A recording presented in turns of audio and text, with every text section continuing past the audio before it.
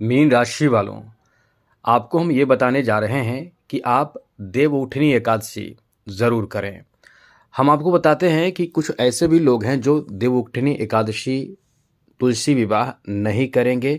घर के कोई बड़े सदस्य कर रहे हैं, महिलाएं कर रहे हैं, तो वो करेंगे, लेकिन आप लोग नहीं करेंगे। तो ये चीज़ जान लीजिए, आपको करना है या नहीं करना है, ये आपका मत है, ये आपका अपना खुद का ही प्रण है, सोच है। लेकिन इस वीडियो में बताए बातों को ज़रूर मानिएगा, ज़रूर कर लीजिएगा, क्योंकि ये यदि आप करते हैं आप, तो बहुत ही शुभ फल आपको प्राप्त होगा। मित्रों, कुछ ऐसे लोग हैं जो संतान प्राप्ति के लिए बहुत समय से इंतज़ार कर रहे हैं।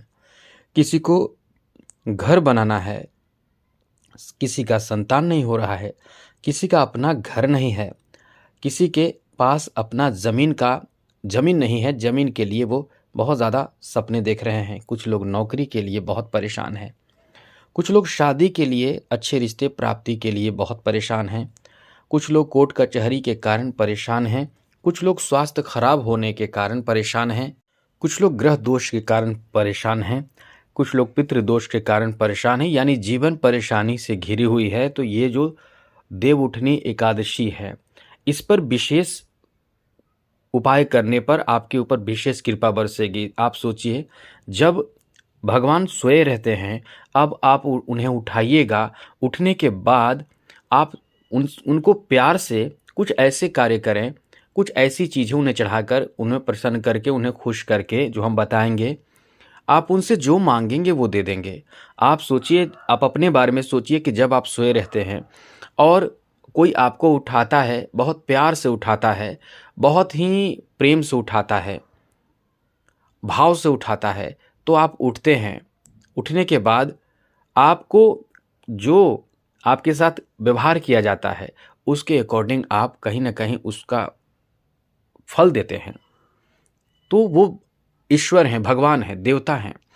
भगवान विष्णु पर भी आप कुछ ऐसी चीज़ों का मतलब चढ़ावा चढ़ाएं, कुछ ऐसे प्रयोग करें जिससे कि देव उठनी एकादशी पर भगवान श्री हरि विष्णु के उठने के बाद आपके जीवन में उजाला आ जाए, आपके जीवन में अंधकार दूर हो जाए। तो चलिए हम आपको बताते हैं। मित्रों, सबसे पहले तो कन्फ्यूज़न है। कन्फ्यूज़न ये है कि 1 नवंबर को देव उठनी एकादशी है या 2 नवंबर को। बहुत लोग कन्फ्यूज़ हो रहे हैं। कन्फ्यूज़न वाली बात भी है, क्योंकि 1 नवंबर को ही एकादशी पड़ रहा है और 1 नवंबर को एकादशी जो पड़ रहा है वो सुबह 9:12 से प्रारंभ होकर 2 नवंबर को सुबह 7:32 तक रहने वाला है। अब ऐसे में देव उठनी एकादशी कब किया जाए, इसमें संशय बना हुआ है, बहुत लोग कन्फ्यूज हो चुके हैं। लेकिन जो 1 नवंबर का जो देव उठनी एकादशी है, इसमें 10वीं पड़ रहा है, जो कह सकते हैं कि 10वीं युक्त एकादशी है, जो कभी भूल कर भी नहीं करना चाहिए। जी हाँ मित्रों, ये याद रखिएगा, 10वीं युक्त एकादशी कभी भूल कर भी नहीं करनी चाहिए। करनी चाहिए द्वादश युक्त एकादशी, जो 2 नवंबर को है। इतना आप समझ चुके होंगे, 2 नवंबर को द्वादशी युक्त एकादशी है। तो इसको करने से आपको पूर्ण फल प्राप्त होगा। लेकिन आप 10वीं युक्त एकादशी जो 1 नवंबर को पड़ रहा है, भूल कर भी ना करें।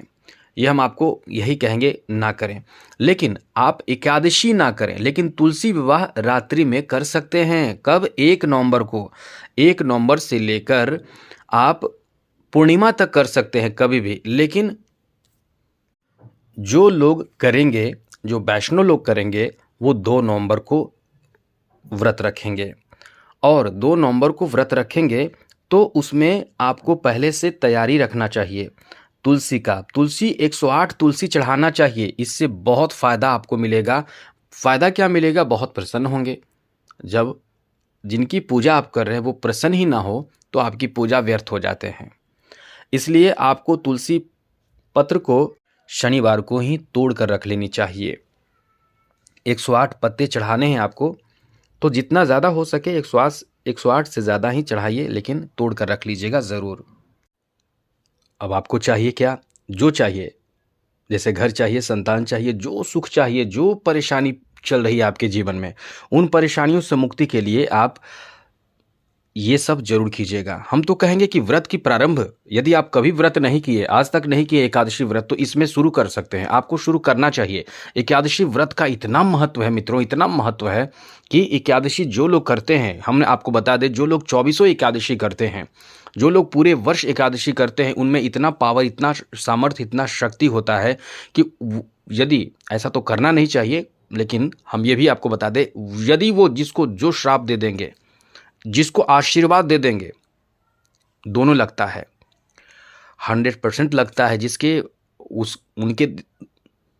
इसलिए कभी भी जो लोग एकादशी रखते हैं, पूरे एक वर्ष की एकादशी रखते हैं, एकादशी छोड़ते नहीं हैं, वो लोग का आशीर्वाद बहुत लगता है। उनकी सेवा भी करनी चाहिए। अपनी तरफ से आपको जितना बने, आप उनकी जिस तरह से सेवा कर सके, जैसे सहयोग कर सके, दान कर सके, पूजा में मदद करें या उनके सेवा करें, जैसे भी आपके घर के सदस्य भी होंगे, तो आप उन्हें सेवा ज़रूर कीजिएगा। आपको पुण्य इतना मिलेगा कि आपका मतलब नरक जीवन जो है वो बहुत अच्छा बन जाएगा। क्या नहीं में आपको मिलेगा, केवल ये ध्यान रखिएगा कि श्रद्धा भाव से करें, किसी इच्छा से ना करें कि हमें ये चाहिए। चलिए आपको बताते हैं, यदि कोई ग्रह पीड़ा से आप बड़े बड़े परेशान हैं, विष्णु सहस्त्र नाम का पाठ जरूर कीजिएगा मित्रों, बहुत ज़्यादा आपको फायदा मिलेगा। विष्णु सहस्त्र नाम का पाठ देवउठनी एकादशी के महत्व में ज़रूर करना चाहिए। दीपक जलाइए, 11 दीपक आपको ज़रूर जलाना चाहिए। और एक चीज़ और याद रखिएगा, भूल कर भी बाल दाढ़ी नाखून, घर के कोई सदस्य हों, कभी भी ऐसा काम ना करें, बाल दाढ़ी नाखून ना बनाइए। ये नॉर्मल एकादशी नहीं है, ये अत्यंत बेहतर एकादशी है, जिसे कह सकते हैं देव जब उठते हैं तब से उसके बाद से कह सकते हैं कि सारे शुभ काम शुरू होते हैं। और उस दिन आपको बाल दाढ़ी नहीं बनाना चाहिए। उस दिन से शादी विवाह, जिसको शादी करना है, विवाह करना है, मुंडन करना है, मतलब जितने शुभ कार्य हैं वो शुरू हो जाते हैं तुलसी विवाह से। इसलिए आपको उस दिन विशेष रूप से बाल दाढ़ी नाखून नहीं बनाना चाहिए। विष्णु सहस्त्र नाम के बारे में बता दें, इसका इतना महिमा है कि इसके बारे में चर्चा करेंगे तो ये वीडियो बहुत लंबी हो जाएगी। बस इतना समझ लें कि बड़े से बड़े पीड़ा, परेशानी, दुख, दरिद्रता, गरीबी, ग्रह दोष, कितना भी बड़ा ग्रह दोष क्यों ना हो, शनि की 7.5 भी आप पर चल रही है, तो उससे बचने के लिए विष्णु सहस्त्र नाम का पाठ जरूर कीजिएगा। थोड़ा समय लगेगा, लेकिन घी का दिया जलाकर भगवान विष्णु के समक्ष बैठकर, आपके घर में लड्डू गोपाल भी होंगे, क्योंकि आजकल तो बहुत लोग पूजा करते हैं, नहीं हैं तो फिर भी आप चित्र भी रखकर भगवान को बुलाकर आगमन करके, यानी इतना तो ज़रूर याद रखिएगा कि पूजा करने से पहले संकल्प जरूर कीजिएगा। जैसे भी करें, लेकिन संकल्प जरूर कीजिए, इससे आपको पूर्ण फल मिलता है। संकल्प जरूर कीजिएगा, ये याद रखिएगा मित्रों, बहुत ज़रूरी होता है संकल्प।